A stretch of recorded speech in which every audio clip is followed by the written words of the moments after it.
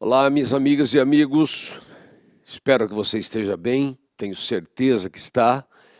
Um pouquinho apreensivo, normal, né? Vai fazer exame, um pouquinho. Ó, e posso falar para você? Ninguém consegue ficar zen.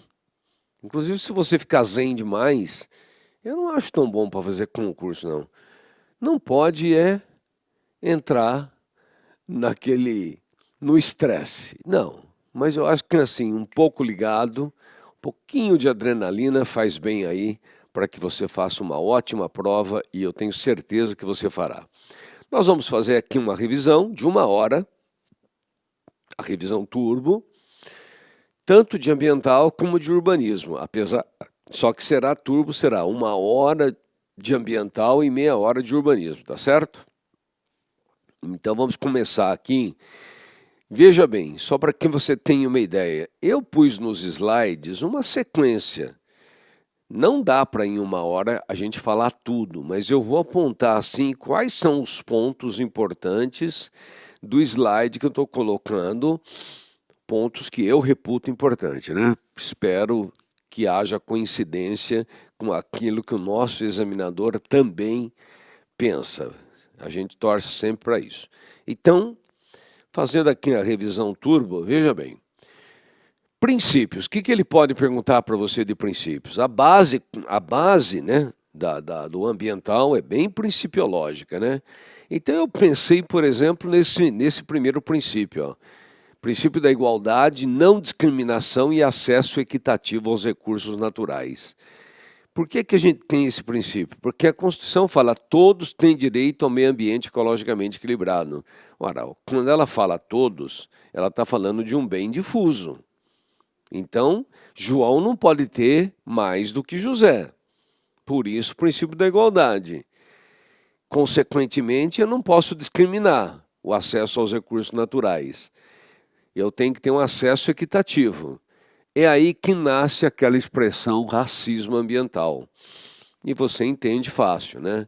Porque, na verdade, a população negra hoje no Brasil é em maior número, 56% da população brasileira é negra e, infelizmente, eles é que não têm acesso a políticas ambientais como deveriam ter. E aí as pessoas negras falam que, inclusive no campo de políticas ambientais, especialmente quando tem essas mudanças climáticas que são visíveis, eles não têm o mesmo acesso.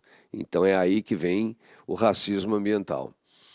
Vamos lembrar que, como se trata de um direito fundamental da pessoa humana, todo direito fundamental da pessoa humana deveria atender o princípio da proibição, vedação do retrocesso. Por quê? Porque você não pode retroceder. Não pode, se você tem um direito fundamental e tem leis protetivas, numa mudança legislativa, você tem que manter a proteção ou aumentar, mas nunca diminuir. E no Brasil, o que a gente assiste diariamente? A gente assiste leis modificativas que diminuem a proteção ambiental. Vide o licenciamento ambiental, a lei que acabou, né, saindo aprovada do Congresso. É uma lástima, né? Embora tenha tido os vetos presidenciais, mas isso vai voltar lá para o Legislativo. Aí o Executivo apresentou uma medida provisória, a gente nem sabe como que vai ser, como vai ficar exatamente o licenciamento. E vamos lembrar, né, pessoal? Isso está ligado à dignidade humana, né? Você não concebe dignidade humana se você não tiver essa proteção ambiental que ela não pode diminuir. Só que cuidado, eu nunca vi numa prova, não estou dizendo que não caiu, eu não vi numa prova esse ponto que eu coloquei aqui, dever estatal de progressividade. Você fala, mas existe isso na nossa legislação? Existe. No artigo 2º da Lei 6938/81, fala que a Política Nacional do Meio Ambiente tem que proteger, recuperar e aumentar a qualidade ambiental. Então veja que isto aqui está no artigo 2º da Lei 6938/81. E por que eu falo isso? Porque de vez em quando, né, gente? De vez em quando uma banca vai lá e acha alguma coisa, porque o ministro Herman Benjamin, ele fala nisso aqui sempre nos seus julgados. Eu não vi outro ministro falando, mas ele sempre fala do dever estatal de progressividade, que a Lei 6938/81 cobra isso aqui. Vamos lembrar sempre de prevenção e precaução, né? Porque prevenção e precaução, você já sabe que são princípios acautelatórios. Ambos têm por objetivo o quê? Evitar danos. Só que lembre-se, o princípio de prevenção ele trabalha com dano futuro e certo. Muito cuidado quando você lê o enunciado da tua prova. Porque se ele falar que teve, por exemplo, uma vistoria, que teve lá uma fiscalização, e o agente vistor, ele enxerga um problema lá numa empresa, e ele põe no papel que existe uma situação que irá, olha, ele não está duvidando, ele não tá usando dúvida, ele está usando certeza, que irá causar um dano ambiental, então é o princípio de prevenção. Por quê? Porque ele está falando que um dano vai ser, o dano será futuro, mas ele está falando, vai acontecer. Então a palavra mágica é isto, é o vai acontecer. Já quando é o princípio de precaução, é o dano futuro, só que incerto. Então ele nunca coloca vai acontecer. Ele coloca que poderá acontecer. Então se perguntarem para você, quando você tem, né, numa fiscalização, poderá acontecer, tem que ser feita uma análise de risco. Tem um exame assim? Tem uma perícia assim? Tem um laudo assim? Tem. Você tem que fazer então um estudo de análise de risco. E o estudo de análise de risco são duas perguntas que tem que ser feitas. Pode fazer 300, mas tem duas que são essenciais. A primeira pergunta é, qual é a probabilidade de acontecer de 0 a 100%? Imagine que esse estudo ambiental de análise de risco fala 80%. É muito.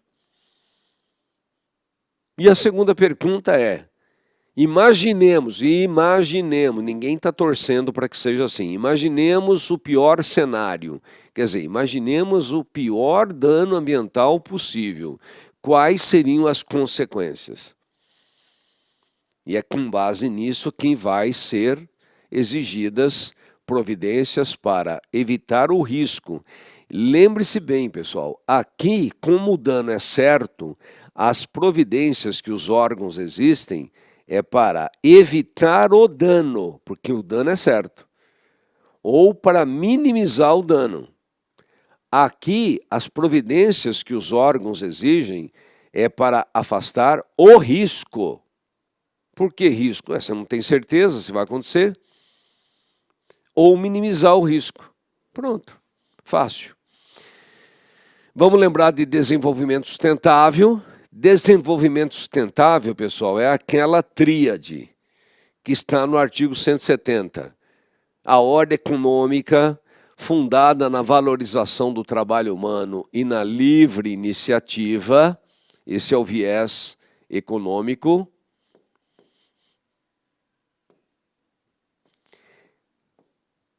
Tem por fim levar dignidade a todos.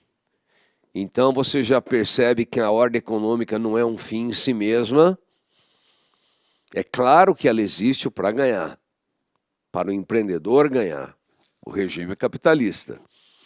Mas também tem como grande objetivo levar dignidade às pessoas. E aí o artigo 170 fala sob os ditames da justiça social.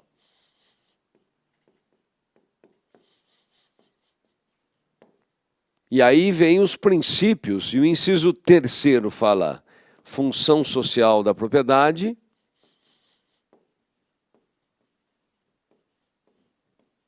E o inciso sexto, defesa do meio ambiente. Então, quando pergunto para você o que é desenvolvimento sustentável, então, é um desenvolvimento harmônico. E ele casa o econômico, o social e o ambiental. Aí você fala, mas o econômico, o social e o ambiental não é esse tal de ESG que todo mundo fala? Claro que é. Aqui está o E, o S e o G. Então, eu quero só dizer para você que essa sigla que todo mundo agora fala, ESG, ela já existe desde a Constituição, e vou falar para você, e até antes da Constituição, porque a Lei 6938/81 já fala isso nos artigos 2º e 4º. Agora parece que colocaram o ovo em pé, mas na verdade o ESG sempre esteve na Constituição nossa, desde 88, mas até antes, em 81. E vamos lembrar, hein, que essa função socioeconômica ambiental da propriedade, ela está no Código Civil, hein? No artigo 1228, parágrafo 1º do Código Civil, ele fala que a propriedade tem que cumprir 3 funções: a econômica, a social e a ambiental. É a primeira vez que o Código Civil faz essa referência. E aí, pessoal, eu vi numa prova recente o princípio do decrescimento sustentável. O que é o princípio do decrescimento sustentável? É o consumo consciente. É a humanidade consumir dentro das necessidades e das possibilidades planetárias. Por quê? Porque o planeta não tem recursos naturais suficientes para se gastar o que bem entender. Você fala, mas existe isso? Claro, gente, o G20, só para que você tenha ideia, o G20, olha, na ONU são 196 países. O G20 são 20 de 196. O G20, ele quase consome 80% dos recursos. É um abuso. Então, na verdade, decrescimento sustentável não é parar. Nós não queremos que parem o consumo, a produção e o consumo, mas desça ao nível da capacidade do planeta. Inclusive, tem um doutrinador que ele chama esse princípio de princípio da capacidade de suporte planetária. Você fala, mas o planeta ele não suporta o nosso consumo atualmente? Claro que não. Atualmente, para manter o consumo do mundo, nós teremos que ter 1,8 terras. É quase 2 terras. Nós já deixamos para trás o equilíbrio há muito tempo. Esse é o ponto. Lembre-se que o Estado tem que intervir obrigatoriamente, intervenção estatal obrigatória, e eu gosto de colocar aqui e primária. Por quê? Porque o Estado tem o poder de polícia. Então, repousa na mão dele a obrigação maior de cuidar do meio ambiente, com a participação, solidariedade, compartilhamento da coletividade, da sociedade. Só que você não pode exigir da sociedade o mesmo que o Estado, porque o Estado existe para isso. Lembre-se também, pessoal, que existe uma diferença entre usuário pagador e poluidor pagador. Porque presta atenção, pessoal, não existe nenhuma atividade humana, não estou falando nem econômica, hein? Não existe nenhuma atividade humana que não cause impacto ambiental. Eu não falei poluição, eu falei impacto. Qualquer atividade humana causa impacto. Mas, Luiz, todo impacto, ele não é poluente? Não. Eu estou respirando oxigênio e jogando fora gás carbônico. Você vai falar que eu sou um ser poluente? Então eu não posso existir.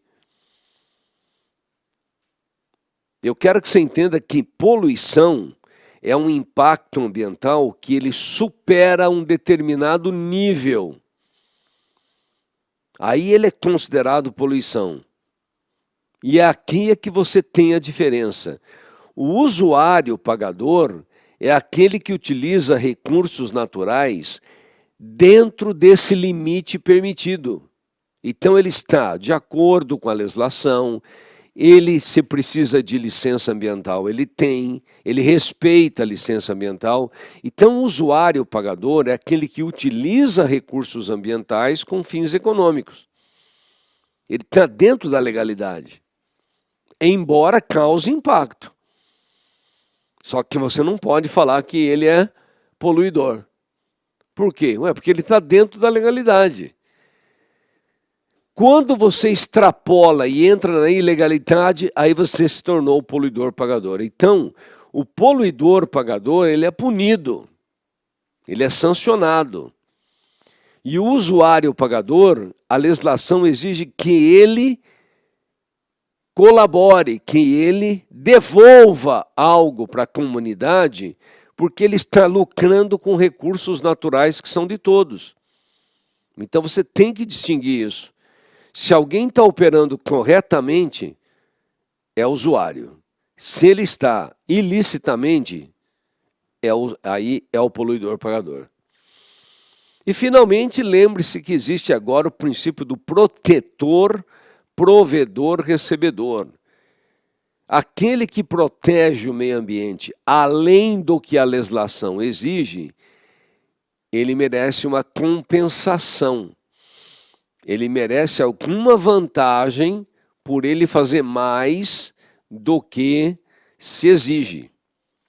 Por isso que quem protege o meio ambiente, pelo menos em tese, merece receber alguma compensação. Então é isso. E vamos aqui já pensar que quando ele perguntar qual é a feição do Estado brasileiro, o Estado brasileiro ele tem, o Estado constitucional brasileiro, ele é chamado de ecológico ou socioambiental. Por quê? Porque economia social e ambiental, é o ESG. Quando cair para você o que é um Estado constitucional socioambiental, é que eles não usam socioeconômico ambiental, mas deveria falar assim. Vai cair para você Estado constitucional socioambiental, mas é o socioeconômico ambiental. É o equilíbrio entre essas três vertentes. Então, na verdade, nós teríamos que ter um equilíbrio entre o econômico, o social e o ambiental. E isso não está existindo? Não. Se eu falei para você que a gente precisa de 1,8 planetas Terra, cadê a defesa do meio ambiente? Se você sabe que 20 países do G20 consomem 80% dos recursos naturais, cadê a igualdade e justiça social? Então perceba que nós não operamos, Nós não operamos em desenvolvimento sustentável, nós não praticamos, na prática, não temos um Estado constitucional, ecológico ou socioambiental. Vamos lembrar de competência, pessoal? Eu tenho competências que são exclusivas. Você não vê isso em toda a doutrina. Mas lembre-se, pessoal, quando se trata de material nuclear de qualquer natureza, o Supremo já decidiu várias vezes, só a União pode legislar. Luiz, mas está no artigo 22, e no artigo 22 é competência privativa. Esqueça. O Supremo já disse que quando você tem qualquer coisa ligada à atividade nuclear, material nuclear, só a União pode legislar. Então a gente joga numa categoria acima do privativa, que é exclusiva. Também o artigo 25, parágrafo 3º, Ele fala que somente os estados, por lei complementar estadual, podem criar regiões metropolitanas, aglomerações urbanas e micro-regiões. E quem mais? Mas ninguém. Criar, porque depois vem o Estatuto da Metrópole, que é uma lei federal e regula como será administrada a região metropolitana. Então, veja, eu estou falando apenas na criação, criar região metropolitana, aglomeração urbana e micro-região, só o Estado. Se é só o Estado, é uma competência, não é privativa, ela é exclusiva. E o artigo 31, né, gente? Só o município pode legislar assunto de interesse local. Quem que vai fazer no lugar dele? Então, quando perguntar, existe uma competência exclusiva em matéria ambiental? Tem 3 pontos, que são esses aqui. Agora, eu tenho, sim, no artigo 22, competência privativa.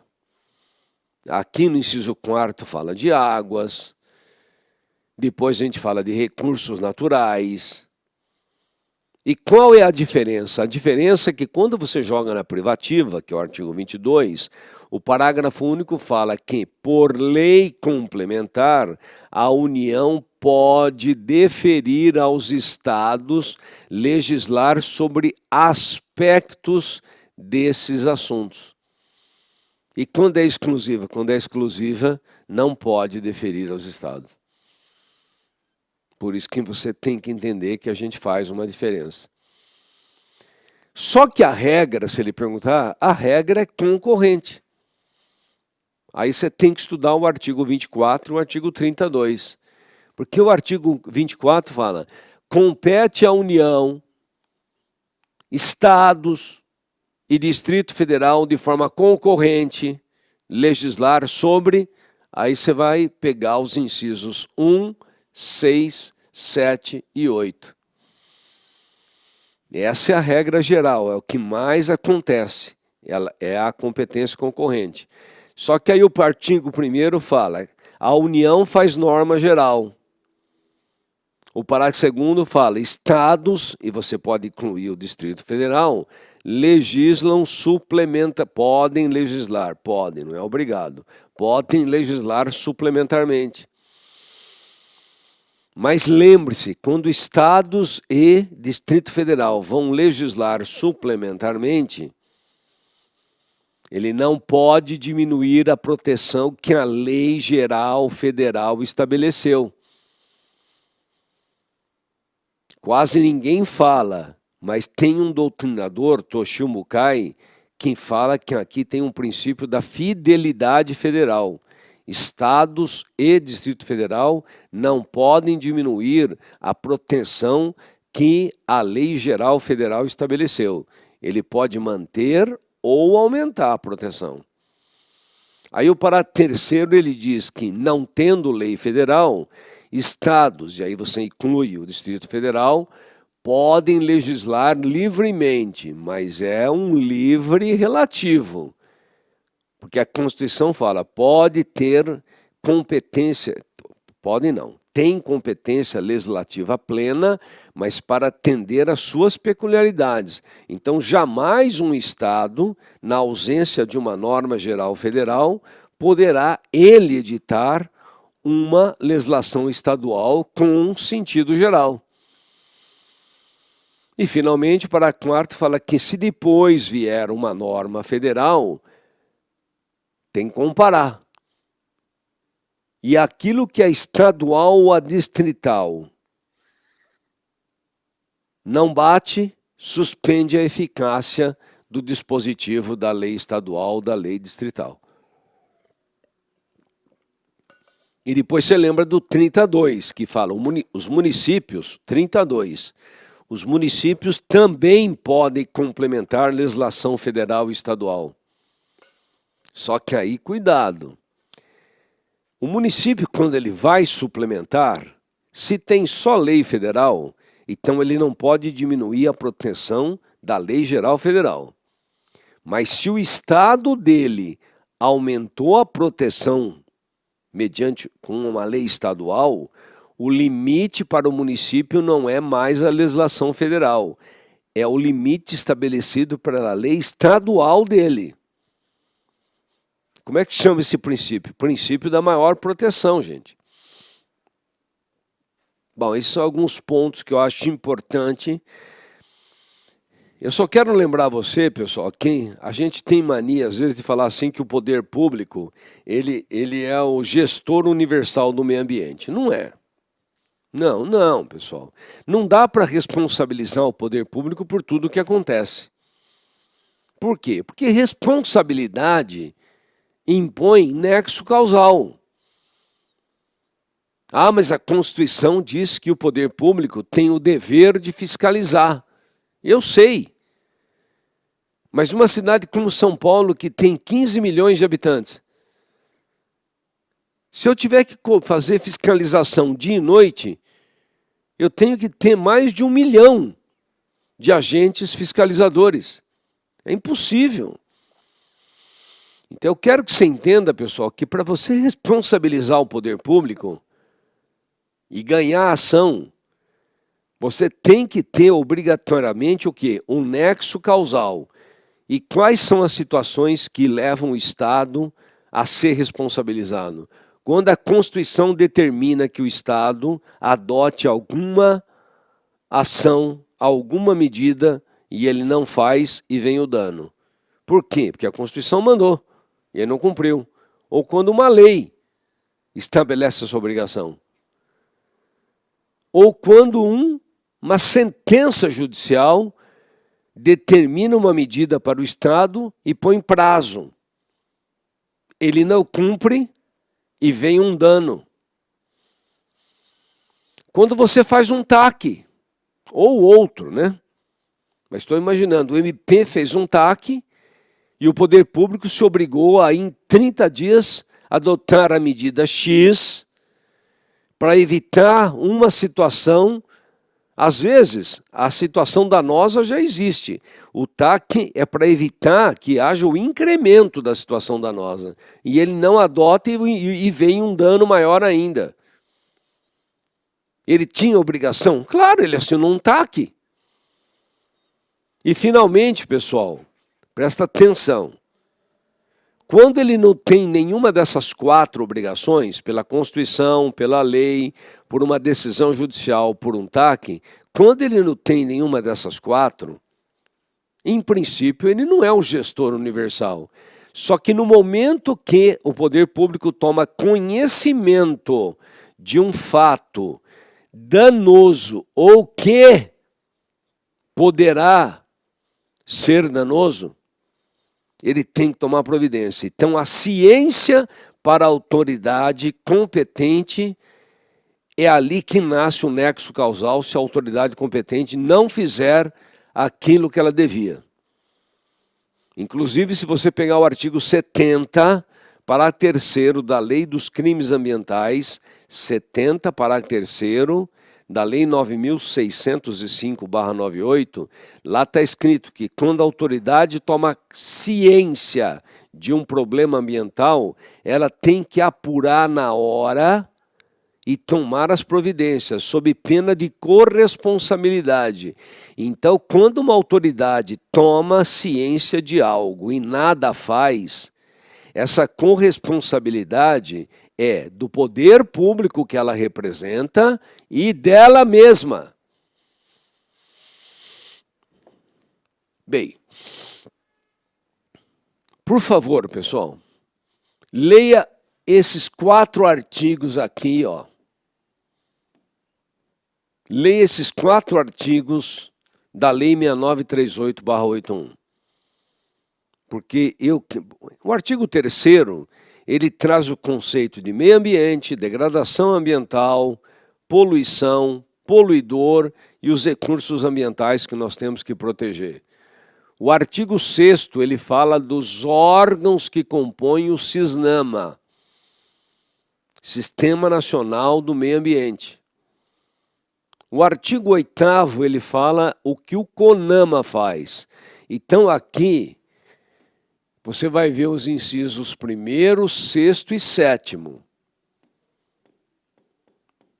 Não precisa ler outros. Mas eu vou chamar a tua atenção para uma coisa que ele pode perguntar. Quando você pega o artigo 8º, inciso 1º, está escrito assim: cabe ao CONAMA estabelecer normas para o licenciamento.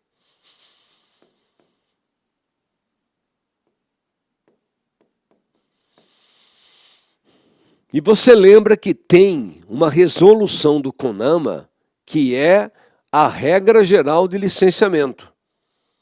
Era, né? Por que que era? Então, porque não tinha uma lei federal de licenciamento. Então, nós usamos a resolução CONAMA 23797 durante anos, escorado no artigo 8º 1. Cabe ao CONAMA editar norma de licenciamento. Não tem só essa resolução, tá? Tem outras. Só que essa é a geral. Só que agora, e lembra que a Constituição fala no artigo 24.1, cabe à União editar norma geral. Saiu a lei de licenciamento ambiental. E ele poderá perguntar para você, escuta, mas se a lei 6938/81 fala que cabe ao CONAMA editar norma de licenciamento, é possível uma lei federal de licenciamento? Claro que é. Por quê? É 24, o artigo 24. Parágrafo 1º, cabe à União editar norma de caráter geral. Até há um mês atrás, a norma de caráter geral era a resolução CONAMA 23797. E agora? Agora é a nova lei de licenciamento. Está de acordo com a Constituição. Luiz, então não tem inconstitucionalidade no sentido formal? De jeito nenhum. E onde está a inconstitucionalidade? A inconstitucionalidade está no retrocesso em matéria de licenciamento ambiental. Cuidado. Ninguém está discutindo se pode ou não ter uma lei federal de licenciamento. Claro que pode. Ela vai ocupar o lugar da resolução CONAMA 23797. Agora, o que ela está fazendo é diminuindo muito a proteção. Essa é a discussão. Lembre-se dos instrumentos, os instrumentos da Política Nacional do Meio Ambiente.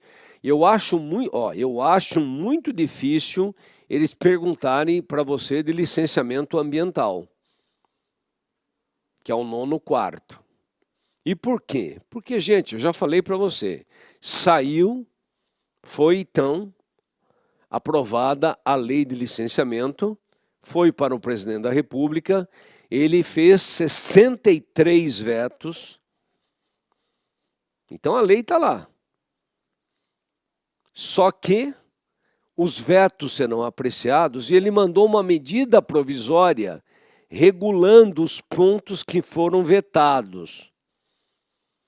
Eu acho difícil, no concurso, seja ele qual for, você ficar fazendo pergunta de pontos que estão nessa lei, pontos específicos. Por quê? Você não sabe como é que vai ficar.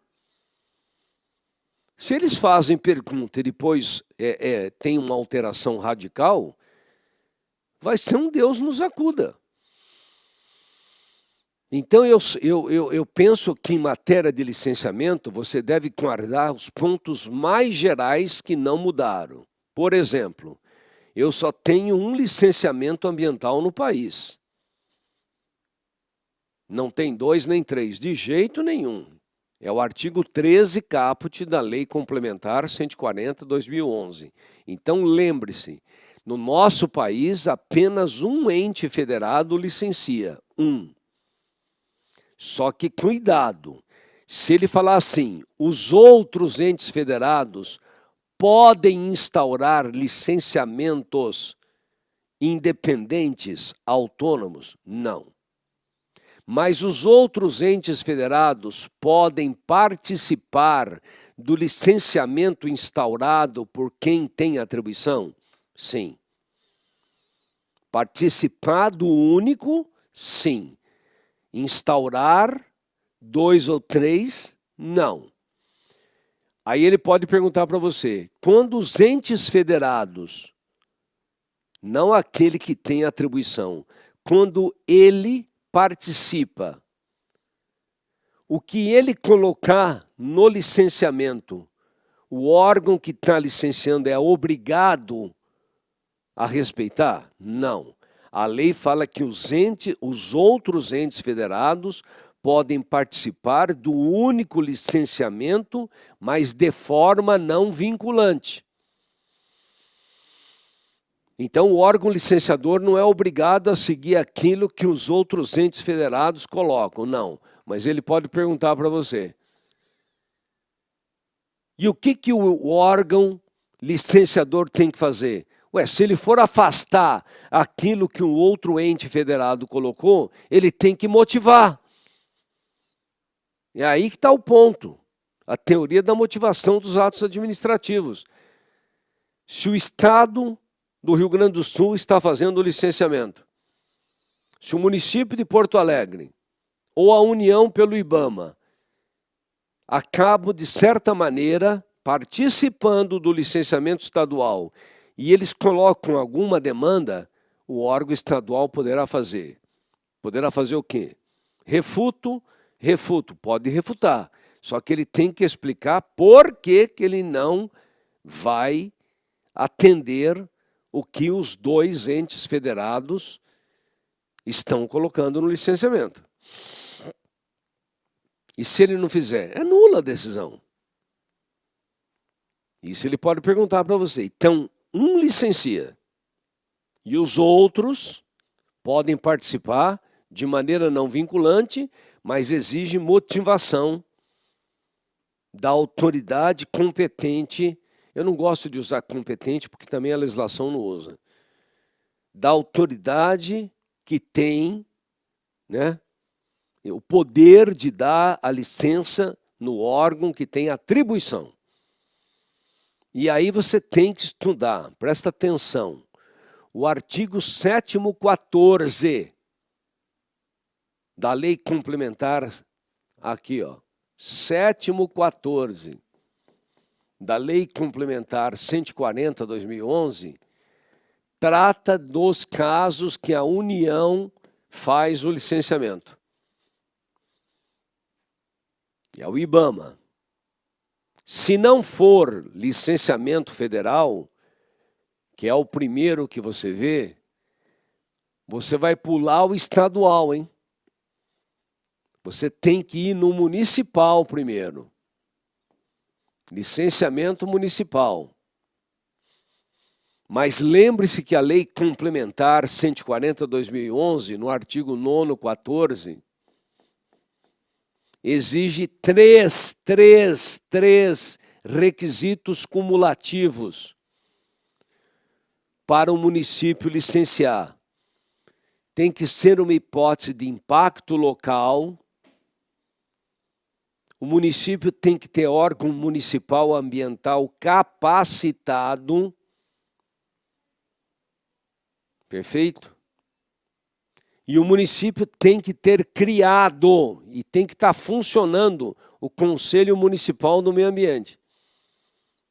É obrigatório os 3? Sim, são cumulativos os requisitos. Aí vem uma pergunta que ele pode fazer para você. Ele pode perguntar assim, ó. Eu tenho uma atividade que não está sujeita ao licenciamento federal. Tá. E essa atividade não é uma atividade de impacto local. Se não é atividade de impacto local, sobra o quê? Então aí que vem o Estado. Então o licenciamento estadual é o resto. Resto? Você não vai usar essa palavra, né? Mas na verdade, pessoal, você vai usar o termo licenciamento residual. Então, o licenciamento estadual ele é sempre residual. Se ele perguntar na tua prova quando que o Estado licencia, você vai dizer, o Estado licencia quando não é da União e não é do município. Está escrito assim na lei? Sim, é o artigo 8º, 14. É uma sequência, ó, 7º, 14, 8º, 14, 9º, 14. Então é fácil. 7º, 14, só a União. Não é da União? Vai no municipal. Tem que ser impacto local, tem que ter órgão municipal capacitado e Conselho Municipal do Meio Ambiente. Tem. É o município que faz. Ah, não é hipótese de impacto local. Então, veja, se não é federal nem municipal, o que sobra, licenciamento residual, é do Estado. Só que ele também pode fazer a seguinte pergunta, presta atenção. Imaginemos que eu tenho um caso que o licenciamento não é federal. Não é federal. Mas é uma hipótese de impacto local. Ah, então é um licenciamento municipal. Calma, porque só ser impacto local não basta. Porque aí você chega no município e pergunta, você tem órgão municipal ambiental capacitado? Não. Você criou o Conselho de Meio Ambiente municipal? Não. Ele não pode licenciar. Mas é impacto local. Mas ele não pode. Porque para o município licenciar tem que ter os 3. Bom, então vai ficar sem licenciamento? Não. O Estado aí faz, mas você chama de supletivo. Então, quando o licenciamento é municipal, mas o município não tem os 3 requisitos, o Estado supre. Só que ele pode perguntar para você, e se for o Estado que tem tudo isso, mas ele não tem técnico para analisar aquela atividade? Existe isso? Lógico. Tem Estado que não tem técnico especializado numa atividade X. Então, naquela atividade, o órgão estadual, ele não é capacitado. Então, quem faz? A União. Então, o Estado supre o município e a União supre o Estado se o Estado não tiver capacidade. E, finalmente, vou pedir para quem você lê. Olha, não é porque veio a legislação federal de licenciamento que algumas coisas que eu tenho na resolução CONAMA se mantêm. Se mantém? Sim. Aquilo que a lei federal já estabeleceu, é ela que vai prevalecer. Ela revogou a resolução. Mas aquilo que não tem na lei federal, a resolução CONAMA 237 será válida. Lembra disso. E aí nós chegamos aqui, ó. Avaliação de impactos ambientais. Porque observe bem, o licenciamento ambiental, ele tem como finalidade, vamos pensar assim, de forma não tão jurídica. O licenciamento ambiental, ele existe porque toda atividade, ela tem um custo ambiental. Eu não estou dizendo que toda atividade polui, hein? Mas toda atividade, respirar, causa impacto. Então, quando eu falo que toda atividade tem um custo ambiental, é uma atividade econômica ou não econômica. Qualquer atividade humana, seja econômica ou não econômica, ela impacta o meio ambiente. Então tem um custo. Só que também tem benefício. Então, quando você pega uma atividade econômica, ela tem um custo ambiental. Pode ser que ela não polua, mas ela tem um custo. Mas ela tem benefício, cria emprego, gera renda para o trabalhador, produção de produtos e serviços, arrecadação fiscal. E o licenciamento, o que ele faz? Ele faz esse balanceamento. Então, na verdade, o licenciamento ele é um instrumento importantíssimo, porque ele que faz esse estudo do custo-benefício ambiental, que deveria ser equilibrado. E não é. Claro que não é. Se eu estou precisando de 1,8 planetas Terra para a gente viver, cadê o equilíbrio? Por isso que o licenciamento é importante. E ele é importante porque ele é um instrumento prévio de análise. Tá. E onde você quer chegar? Então, eu quero chegar no ponto que você tem que entender que essa relação custo-benefício, nós chamamos isso de avaliação dos impactos ambientais. Nós vamos avaliar quais são os positivos e quais são os negativos. Se eu tiver mais negativo do que positivo, obrigatoriamente não precisa negar a licença. Por quê? Porque às vezes é um descompasso pequeno. Então o órgão ambiental ele pede compensação para igualizar. Você fala, mas e se for assim, ó? Custo, benefício. Tem hora que é para falar não. Sério, claro. Por isso, se perguntarem para você, todo licenciamento tem que ter avaliação de impactos ambientais? Claro! É para isso que ele existe. Então, a avaliação de impactos ambientais, ela é feita dentro do licenciamento? Claro! Exatamente. Embora a avaliação de impactos ambientais seja um instrumento da Política Nacional do Meio Ambiente autônomo, assim, porque o licenciamento está no inciso 4º e a avaliação de impactos ambientais no inciso 3º, a avaliação de impactos ambientais ela é feita durante o licenciamento. E quem é que faz? O corpo técnico do órgão licenciador. Então, o corpo técnico do órgão licenciador, ele pega tudo o que o empreendedor apresentou, projeto, licença, outorga do uso de água, ele pega tudo. E o estudo ambiental, lembra que todo licenciamento tem que ter um estudo ambiental.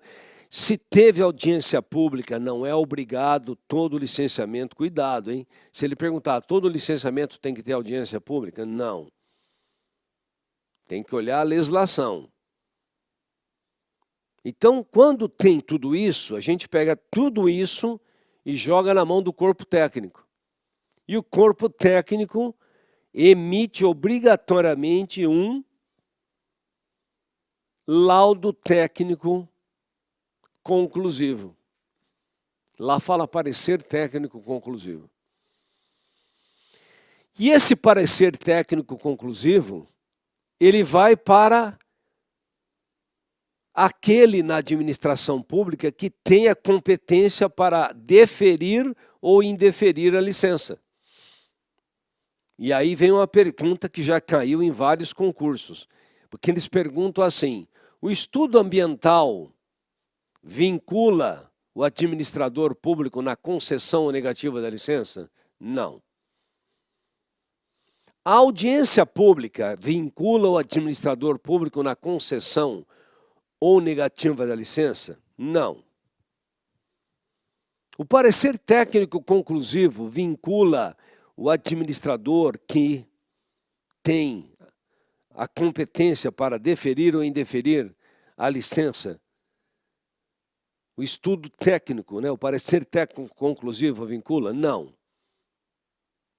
Então, essa foi a pergunta que já caiu em 2, 3 concursos da magistratura. Então, o que se exige do administrador público? Motivação. Se o estudo é contra, a audiência pública é contra, o parecer técnico conclusivo contra, como é que o administrador público pode pôr assim, defiro? Eu posso buscar anulação? Deve buscar. Por quê? Para que eu faço tudo isso para ele só falar defiro? E contrariamente a tudo? E se ele puser só indefiro? Também não pode. Porque o empreendedor tem o direito de saber por que aquele que tem a competência indeferiu. Quais são os pontos que ele indefere? Esse é o ponto.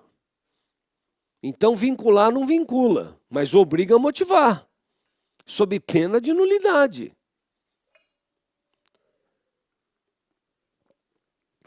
Luiz, então o promotor tem que acompanhar os licenciamentos? Lógico. Bem, pessoal. Vamos agora pensar uma coisa, um resumo aqui para você. Em matéria de responsabilidade,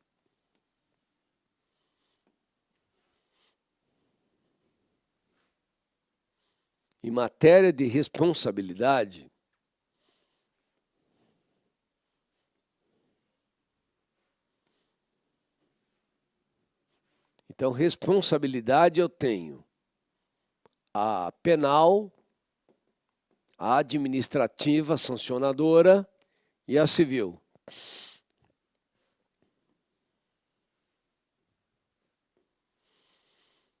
Perceba que com 2, 3 pontos você percebe qual é a mais importante. Porque a responsabilidade, qual é a natureza dela? Aqui é subjetiva, aqui é subjetiva e aqui é objetiva. É lógico que a mais pegada é a civil. Por quê? Porque quando você tem responsabilidade subjetiva... Luiz, mas o STJ, eu me lembro que ele entendia que a responsabilidade administrativa era objetiva. Entendia. Ele mudou o entendimento já há 4, 5 anos, hein? Não vai errar, hein? Hoje o STJ não tem nenhuma decisão mais dizendo que a responsabilidade administrativa é objetiva. Então veja, quando você tem subjetiva, tem 2 chances do sujeito escapar da responsabilidade. Ausência de dolo e culpa, ausência de nexo causal. Ele tem 2 chances para escapar. Quando você tem a responsabilidade objetiva, não se analisa dolo e culpa. Então, a única maneira do cara escapar é a ausência de nexo causal. Então, essa é a pior. Porque ela só tem uma excludente de responsabilidade. Você fala, e a extensão da responsabilidade? Então, a extensão da responsabilidade, extensão subjetiva, a responsabilidade penal, ela é sempre pessoal.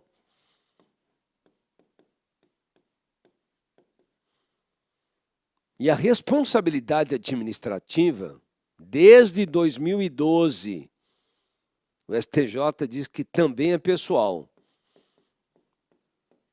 O que significa isso? Significa o seguinte, pessoal.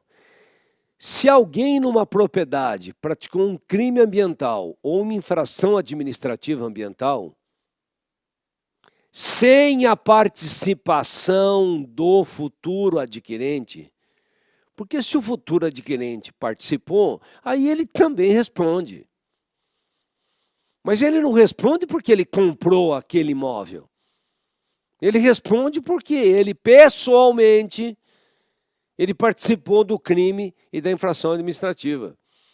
Então eu quero que você entenda que o penal e o administrativo, que são responsabilidades sancionadoras, a extensão não sai da pessoa de quem praticou a infração ou crime. É uma responsabilidade pessoal. Se o adquirente colaborou de alguma forma com o anterior proprietário na prática criminosa ou infracional, então ele responde, mas não porque ele está comprando a propriedade, porque ele participou daquelas duas infrações. Já a civil, não.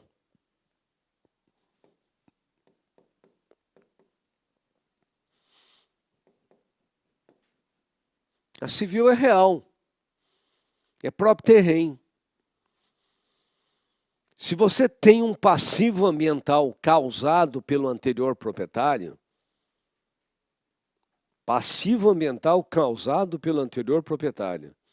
e você adquire aquela propriedade, mas eu não sabia. Não interessa, gente, não adianta.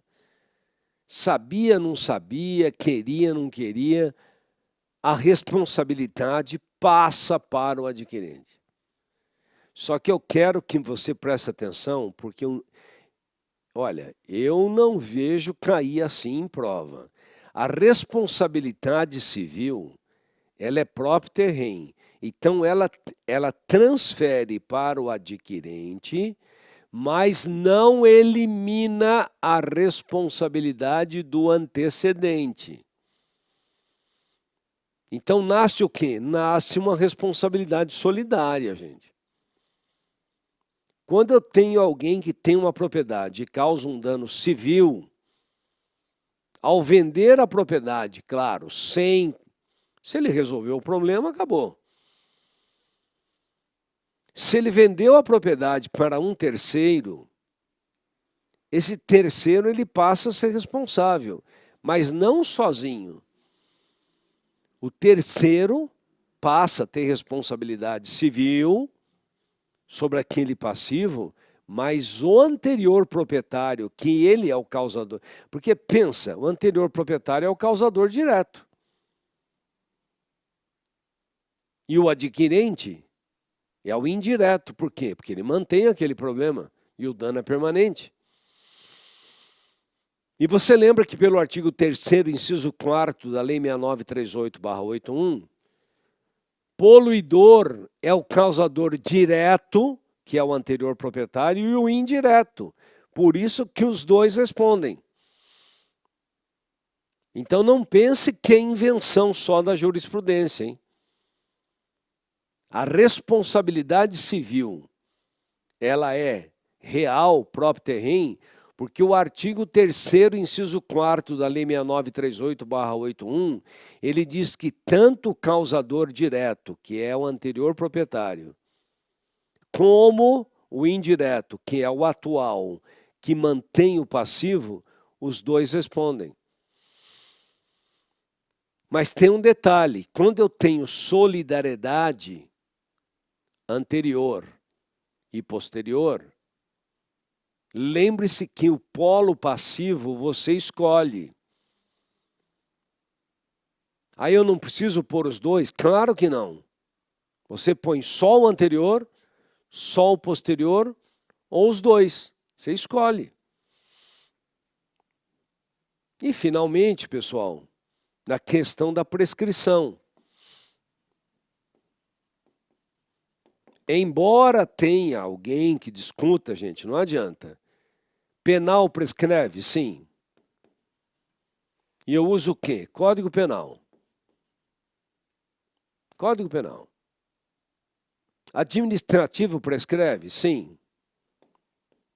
Leia o artigo 21 do Decreto 6.514/08. E a responsabilidade civil, cuidado, hein? Dano ambiental, STF, tema 999, imprescritível. Dano ambiental, tema 999, repercussão geral do STF, imprescritível. Dano individual resultante de uma degradação prescreve, hein? Cuidado que ele põe lá na tua prova que todos os danos não prescrevem. Está errado. Dano ambiental não prescreve. E aí eu coloquei para você, ó, lembre que se ele perguntar assim para você, em matéria ambiental, aplica a teoria do risco da atividade? Sim. Mas é risco integral ou é risco criado? É risco integral, viu, gente? O que significa risco integral? Pelo amor de Deus, não erre. Risco integral, ele não admite caso fortuito, força maior, fato de terceiro. Então não tem como escapar. Praticamente não tem. E aí você estude. Súmula 613, não se admite fato consumado. 618, admite-se inversão do ônus da prova. 623, a responsabilidade civil é próprio terreno, transmite ao sucessor, mas não elimina o antecessor, podendo ser acionado qualquer um ou ambos. 629 fala que numa ação civil pública você pode formular na mesma ação pedido de obrigação de não fazer, fazer e indenizar. E a súmula 652, cuidado, eu não tenho visto cair isso em concurso. Quando o poder público tem a obrigação de fiscalizar e ele não fiscaliza, ele antes escapava dizendo que a responsabilidade era subjetiva. Aí eu sei que um de vocês aí deve estar pensando assim, mas quando eu estudo direito administrativo, eu sempre estudo que quando o poder público omite fiscalização, a responsabilidade é subjetiva. Então isso está errado? Não, está certo. Como assim?